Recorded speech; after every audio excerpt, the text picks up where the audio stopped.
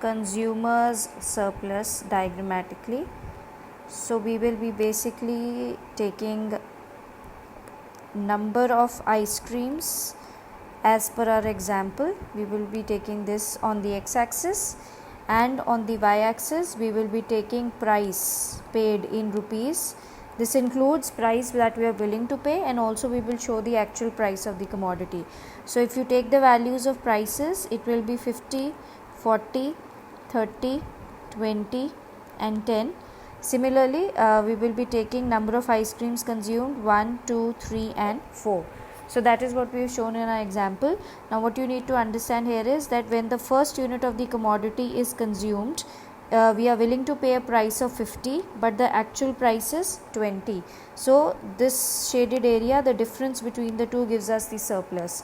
When consumer consumes the second unit, he is willing to pay a price of 40, but he actually pays a price of 20. So this shaded area therefore becomes the surplus gained from the second unit, right? And then when the consumer moves to the third unit, he is willing to pay a price of 30, but actually pays a price of 20. So this shaded area becomes the surplus gained from the third unit. And when he reaches the fourth unit, he is willing to pay a price which is equivalent to the actual price of the commodity, so therefore he does not get any surplus from here. So when you join all these points together like this, so this is how you will basically be determining the consumer surplus.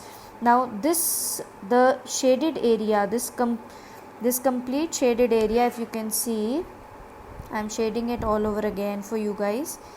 So this shaded area will be called as your consumer surplus, right? And another way of showing this is through the formula that we have just spoken about. So let me first show you some mark some points, and then I will tell you. Now if you can see this point, mark this as point A where the price is 20, right? Mark this point as B where there is a price level of 50.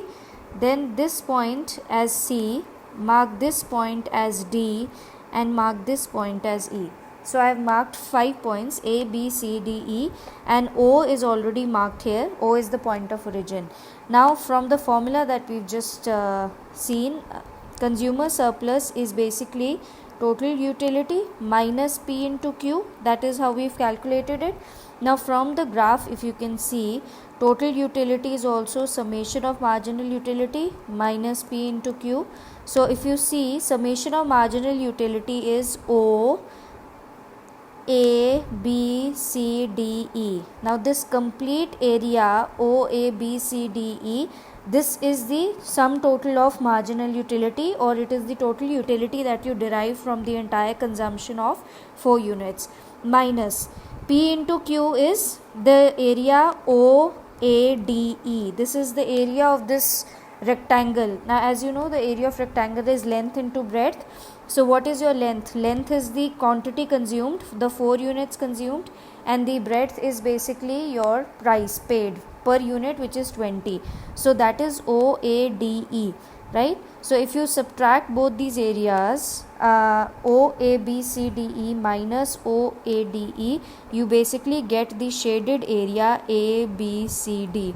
And this shaded area becomes your consumer surplus, and that is what exactly has been shown in the graph.